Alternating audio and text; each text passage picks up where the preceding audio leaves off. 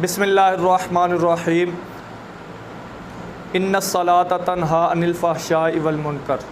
बेशक नमाज बुराई और बेहयाई वाले कामों से रोकती है। नमाज़ पढ़ने की बहुत ज़्यादा फ़जीलत है। हदीस पाक में, कुरान पाक में अल्लाह तबारक व तआला ने कई जगहों पर नमाज़ पढ़ने का हुक्म इरशाद फरमाया है। चुनाचे पहला पारा में अल्लाह तबारक व तआला इरशाद फरमाता है, वाक़ीमुस्सलाता व आतुज़्ज़काता वरकऊ मअर राकिईन, और नमाज कायम करो और ज़कात अदा करो और रकू करने वालों के साथ रकू करो। कमो बेश 700 मरतबा कुरान पाक के अंदर नमाज का हुक्म अल्लाह तबारक व तआला ने इरशाद फरमाया है। आइए मैं नमाज के बारे में आपको चंद फ़जीलतें हदीस मुबारक से भी अर्ज़ करता हूँ। नबी पाक सल्लल्लाहु तआला अलैहि वसल्लम का फरमाने वाली शान है कि नमाज में मेरी आँखों की ठंडक है। अब देखें ये कितनी अजीम हदीस पाक है, कितनी मुबारक हदीस पाक है कि हम नबी पाक सल्लल्लाहु तआला अलैहि वसल्लम से मोहब्बत का दावा करते हैं, हम नबी पाक सल्लल्लाहु तआला अलैहि वसल्लम से इश्क का दावा करते हैं, हम इस बात के दावेदार हैं कि हम अपनी हर चीज़ नबी पाक सल्लल्लाहु तआला अलैहि वसल्लम पर कुर्बान करने के लिए तैयार हैं। अब मेरे आका सल्लल्लाहु तआला अलैहि वसल्लम की आँखों की ठंडक नमाज में है, तो अगर आशिक़ रसूल, अगर मोहब्बत करने वाला नमाज को छोड़ दे तो ये कितनी बुरी बात है। तो हमें नमाज को कायम करके नबी पाक सल्लल्लाहु तआला अलैहि वसल्लम की आँखों की ठंडक बनाना चाहिए। आइए मैं आपको एक और हदीस पाक नमाज की फ़जीलत पर सुनाऊँ। नबी पाक सल्लल्लाहु तआला अलैहि वसल्लम ने सहाबा किराम अलैहिम रिदवान को मुखातब करके इरशाद फरमाया कि ए मेरे सहाबा, अगर किसी के घर के सामने से एक नहर गुज़रती है और वो बंदा रोज़ाना उसमें 5 मरतबा गुस्ल करता है तो क्या उसके जिस्म पर कोई मैल रह जाएगी? तो सहाबा किराम अलैहिम रिदवान ने अर्ज़ किया कि या रसूलल्लाह सल्लल्लाहु अलैहि वसल्लम, ये कैसे हो सकता है कि एक बंदा नहर में 5 मरतबा गुस्ल करे और उसके जिस्म पर मैल रह जाए?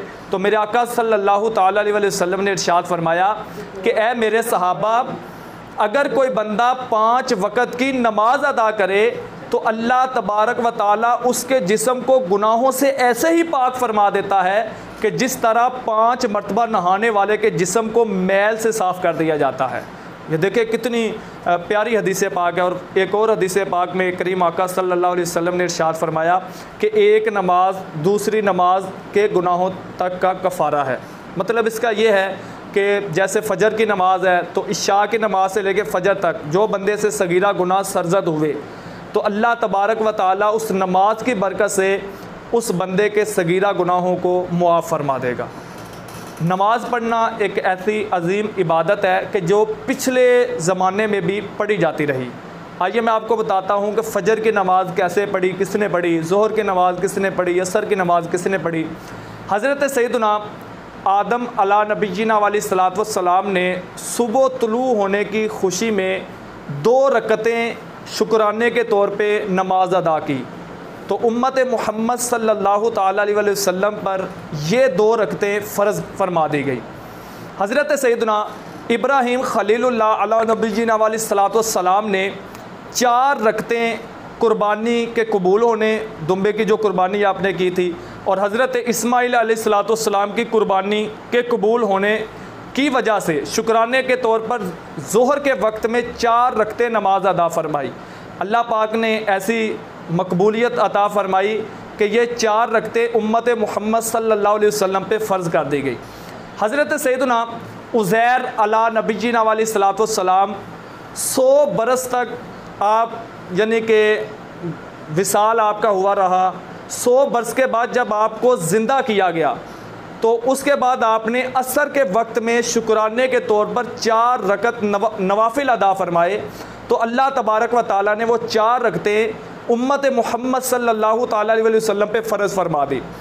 हज़रत सैयदना दाऊद अला नबीना अलैहिस्सलातु वस्सलाम ने 3 अपना मगरिब की नमाज अदा फरमाई, 4 रकतों की नियत की और 3 रकतों पे आप बैठ गए, 3 पे आपने सलाम फेर दिया। तो ये 3 रकतें अल्लाह तबारक व तआला ने मगरिब की नमाज की सूरत में उम्मत मोहम्मद सल्लल्लाहु अलैहि वसल्लम को बतौर तोहफ़ा अता फरमाई। हज़रत सैयदना मुहम्मदुर रसूलुल्लाह सल्लल्लाहु तआला अलैहि वसल्लम ने 4 रकतें इशा के वक्त में बतौर नफल अदा फरमाई तो अल्लाह तबारक व ताला ने ये 4 रकतें उम्मत मोहम्मद सल्लल्लाहु ताला अलैहि वसल्लम पर फ़र्ज़ फरमा दी। तो ये देखें 2 नमाज़ें, एक नबी पाक सल्लल्लाहु अलैहि वसल्लम को महबूब तरीन नमाज़ थी, वो नमाज इशा थी, और दूसरी कि जो नबी पाक सल्लल्लाहु ताला अलैहि वसल्लम पे फ़र्ज़ थी नमाज, वो थी नमाज तहज्जुद। तो ये 2 नमाज़ें दोनों रात की नमाज़ें हैं। तो ये नबी पाक सल्लल्लाहु ताला अलैहि वसल्लम को बहुत ज़्यादा महबूब थी। नबी पाक सल्लल्लाहु ताला अलैहि वसल्लम को इतनी फ़जीलत है नमाज को अदा करने की। तो आप भी नियत फ़रमाएँ कि इंशाअल्लाह अज़्ज़ व जल अगर पहले नमाज़ें नहीं पढ़ते तो आज से नियत फ़रमाएँ कि इंशाअल्लाह अज़्ज़ व जल कोई भी नमाज़ कज़ा नहीं होगी। आइए मैं आपको और फ़जीलत सुनाता हूँ नमाज़ पढ़ने की, और कितनी फ़जीलत है। आइए एक हिकायत सुनते हैं। हज़रत सैयदना नूह अला नबीना वालैहिस्सलाम जब तूफ़ान नूह अभी आया नहीं था, कश्ती बनने के मराहल में थी, तो आप गुज़रे बस्ती में से तो एक बुढ़िया की मुलाकात हुई। अर्ज़ करती हैं कि ए अल्लाह के नबी, जब तूफ़ान आए तो मुझे भी कश्ती में सवार कर लीजिएगा। आपने फरमाया कि ठीक है। ये कह के आप रवाना हो गए। अब तूफ़ान नूह आ गया और हज़रत नूह अलैहिस्सलाम उस बुढ़िया को बताना यानी कि उनके जहन से निकल गया। तो हज़रत सैयदना नूह अला नबीना अलैहिस्सलाम की वो जो दौर में जो सैलाब वगैरह आया, जो तूफ़ान आया, जब वो ख़त्म हो गया तो फिर आपको याद आया कि वो बुढ़िया को बताना तो याद ही नहीं रहा। तो आप फिर उधर से गुज़रे को तो देखा कि बुढ़िया नमाज में मसरूफ़ है। उसने जब सलाम फेरा तो पूछा कि क्या तूफ़ान आ गया? तो हज़रत नूह अलैहिस्सलाम ने उस बुढ़िया से फ़रमाया कि तूफ़ान आके थम भी गया, यानी कि तूफ़ान अब ख़त्म भी हो गया है। तो वो बुढ़िया कहने लगी कि मैंने तो नमाज शुरू की थी और मैंने अभी नमाज़ पढ़ी है, तो अब बता रहे हैं कि तूफ़ान ख़त्म हो गया है। तो ये देखें नमाज की बरकत से, यानी कि इतना बड़ा तूफ़ान आया था, वो पूरी दुनिया में यानी कि उस वक़्त जितने भी परिंदे थे, हैवानात थे, जितने भी लोग थे, जितने भी इंसान थे, सारे ख़त्म हो गए सिवाय उनके जिनको हज़रत नूह अलैहिस्सलाम ने कश्ती में सवार कर लिया, और उस बुढ़िया के जो नमाज में मसरूफ़ हो गई। तो नमाज इतनी बरकत वाला अमल है। मेरे आका सल्लल्लाहु ताला अलैहि वसल्लम का महबूब तरीन अमल, मेरे आका सल्लल्लाहु ताला अलैहि वसल्लम इरशाद फरमाते हैं कि नमाज मोमिन की मेराज है। जैसा कि मैंने कुरान पाक की आया मुबारका शुरू में पढ़ी थी, इन्ना सलात तन्हा अनिल फहशाई वल मुनकर, कि नमाज बेहयाई और बुरे कामों से रोकती है। जो बंदा अल्लाह के घर मस्जिद में आता है तो अल्लाह तबारक व ताला उसको बुरे कामों और बेहयाई से रोक देता है। आजकल बहुत सारे लोग नमाज़ पढ़ने के लिए मस्जिद में आते हैं और साथ में गुनाह भी करते हैं, साथ में बेहयाई के काम भी करते हैं। तो उनको नमाज बेहयाई और बुरे कामों से क्यों नहीं रोकती? ये हर एक के जहन में सवाल पैदा हो रहा होगा। तो कुरान पाक की आयत मुबारका हक़ और सच है, इसमें तो किसी किस्म की शक की गुंजाइश ही नहीं है। लेकिन इसकी वजह है कि हम नमाज भी पढ़ते हैं और बुराई से रुकते भी नहीं हैं। इसकी वजह यह है कि हम नमाज को सही तरीके से अदा नहीं करते।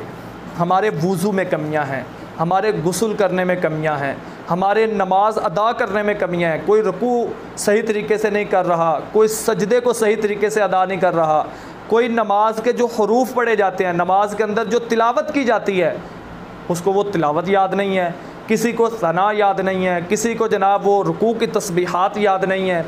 तो हम जल्दी जल्दी बाज़ औक़ात तो नमाज के अरकान भी पूरे अदा नहीं करते। तो जब हम नमाज को पूरा अदा सही तरह नहीं करेंगे तो फिर वो नमाज ही अदा नहीं होगी। बाज़ सूरतों में तो नमाज होगी नहीं कि अगर कोई बंदा ऐसी सरी गलती करे।